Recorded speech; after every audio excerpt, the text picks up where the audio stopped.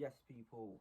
Just gonna do a quick little video review on the last two shows I went to during the media day. I'm gonna post the actual write-ups in my bio if you want to take a look at them. This is just gonna be very short, very minor. There'll be more detail in the actual bio links. But firstly, I want to shout out Southpaw Jab for letting me do the media for both the Mo Pryor / Warren Management show and the Steve Goodwin show. So, firstly, I'll start off with the Mo Pryor show. That was one of the best shows I've been to in a long, long time. It was, I don't know, the atmosphere was just great. It was just exciting. My friend Lucian faced off against a journeyman who was very, very game. There was a bit of, it was very heated the whole way through from the build up. The whole build up was heated. The fight Before the fight, it was heated because he gave him a little right shove to the face before the fight started. The guy come out swinging in the first round trying to catch Lucian. Lucian just stayed back, used his reach. He's massive. He's 6'9", so the height difference was pretty incredible. And then when the guy Mike Bassett, his name was, not the England manager, felt his power, he kind of just didn't want to know. And then Lucian just demolished him within a round. And then they kicked off again at the end of the fight. So yeah, that was an entertaining one. Debutant, don't know how to pronounce his name. It's Lekan or Lekan or something. I'm not 100% sure. Laken, I think it is actually. He was very impressive. His jab was very, very sharp. Controlled the whole fight. Dropped the guy in the first round. I think if he was just a little bit more spiteful and wanted to push the pace a little bit more, he could have got the stoppage. But all in all, very dominant. Controlled the pace. Controlled the fight. He didn't really need to take any risks. He did very, very well for his debut. Expect big things from him. Masood, a dominant performance again. Stopped his guy in the first round. Good to see him. He's probably 2 fights, 2 KOs. That's super featherweight, I think he is. Dominant. And the main event, what can I say, man? Conor against Boy Jones Jr. They really did steal the show. 6 rounds, and it was just non-stop action from the first bell, man.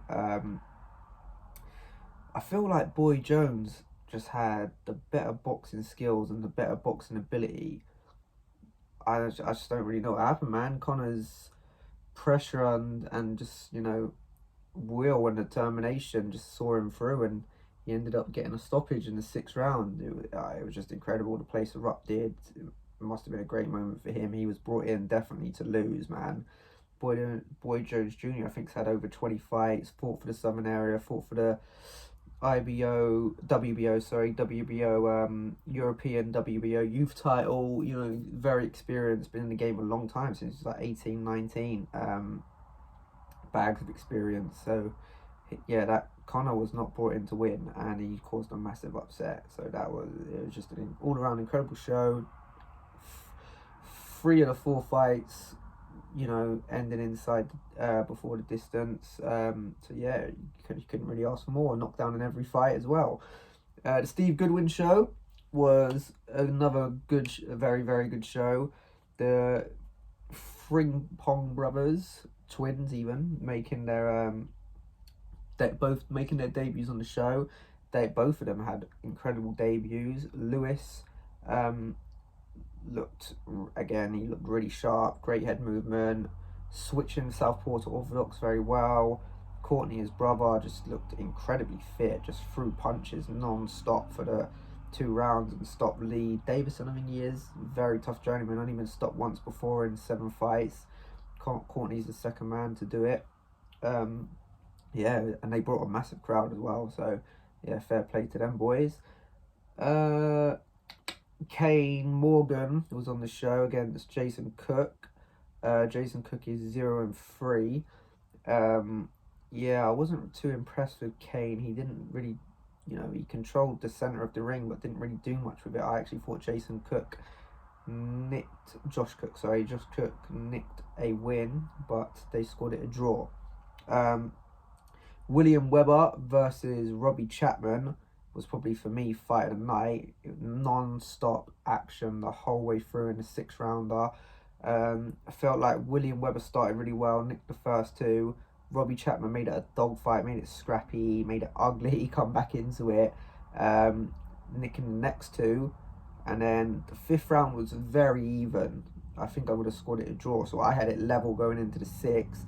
And then Robbie Chapman rocked William Webber bad, and he held on for dear life in the final rounds. And I don't know, man, one clean shot, he probably would have went down or got him out of there.